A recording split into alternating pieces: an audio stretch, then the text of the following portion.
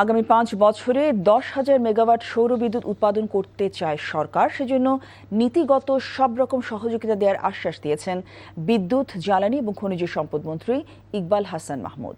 সকালে বাংলাদেশ চীন মৈত্রী সম্মেলন কেন্দ্রে 15তম আন্তর্জাতিক Bangladesh infrastructure innovation and development expo and ডায়ালগের উদ্বোধনীতে তিনি এসব কথা বলেন।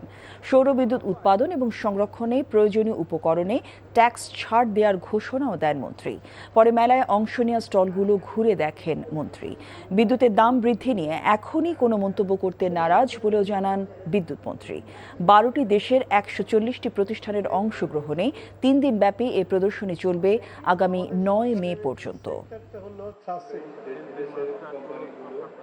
এই সেক্টরটাতে আপনাদেরকে যদি আমরা পলিসি সাপোর্ট দিতে পারি এবং রেগুলেশনগুলো যদি আমরা আরও রিল্যাক্স করতে পারি, তাহলে বাংলাদেশে আপনারা পারবেন। আমরা আগামী 5 বছরে 10,000 মেগাওয়াটে উন্নতি করতে পারি। তো এই টার্গেট নিয়ে আমরা আগাচ্ছি।